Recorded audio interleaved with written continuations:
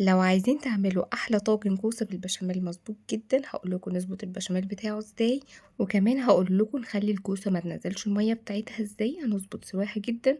خليكم تعملوا طاجن عظمه. يلا بينا. بنجيب الكوسه اول حاجه بنغسلها كويس، ونبتدي بالمقوار نعملها شكل من بره كده، واقطع حلقات بالشكل ده.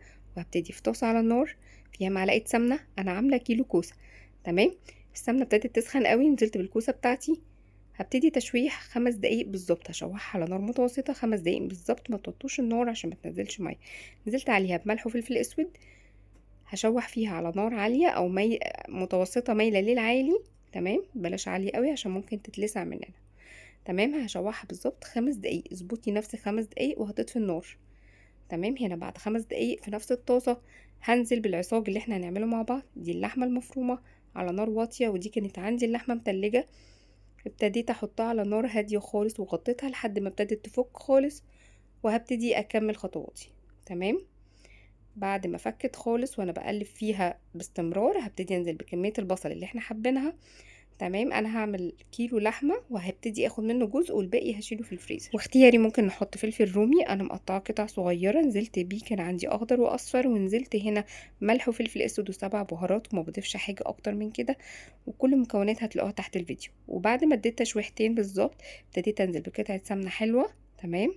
ما بحبش احط سمنة في الاول قبل البصل عشان ممكن احتاج كمية كبيرة، لكن بالتركة دي بتحتاج كمية سمنة او نسبة دهون اقل. بعد ما اديت تشويحتين والسمنه ساحت، ابتديت احط نص كوبايه ميه عشان دي كيلو لحمه، ونزلت عليهم بلورة وحبهان. وهبتدي واوطي النار واسيبها لحد ما اللحمه تستوي. هنسيبها حوالي تلت ساعه. وهنا حبيت اعمل البشاميل، نزلت بمعلقتين مهرمين كبار سمنه، ونزلت عليهم بمعلقتين مهرمين دقيق. اول ما السمنه ساحت وسخنت قوي ابتديت انزل بالدقيق.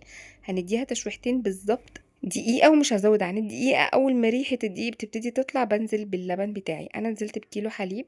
تمام. تقليب مستمر ونار واطية والحليب يكون بارد. لو عايزين تضمنوا انه ما يكلكعش منكم، ابتدوا تقليب مستمر. ما تسيبوش ايديكم خالص من التقليب، يا اما ممكن نعمل بالمضرب.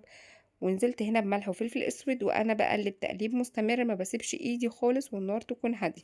وبعد ما البشاميل يتقل معايا بالشكل ده، انا هنزل هنا بقطع جبنه موتزاريلا. وطبعا زي ما انتوا حابين، لو عايزين تضيفوا اطعمه تانية من الجبن ممكن نضيف. ممكن نحط رومي، ممكن نحط مثلثات، زي ما انتوا حابين. المهم نوصل القوام ده، ما يكونش البشاميل تقيل ولا يكون خفيف. وهاجي في البرام بتاعي هدي رشة بقسماط، وجربوا رشة البقسماط من تحت طاجن البشاميل، الكوسة بالبشاميل، وشوفوا الطعم هيكون جميل ازاي. هننزل براق بشاميل خفيف كده من تحت، وهبتدي انزل بالكوسة بتاعتي.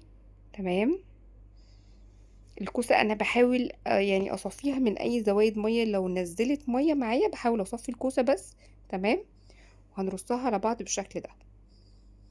وبالتساوي هساوي الصينية بتاعتي، وبعد كده هنزل عليه باللحمة المفرومة. تمام.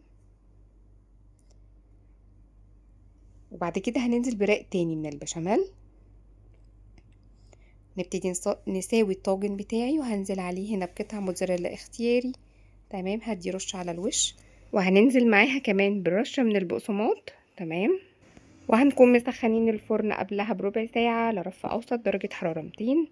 ولو عندكم مروحة شغلوها. هياخد معاكم حوالي نص ساعة وهيطلع بالعظمة دي. لو احتاج شواية ممكن نفتح عليه دقيقتين. وانا ما استنيتش لحد ما هدي، مع رز ابيض او رز بشعرية، وهتاكلوا احلى طاجن كوسة بالبشاميل. يلا جربوه بطريقتي وقولي رأيكم.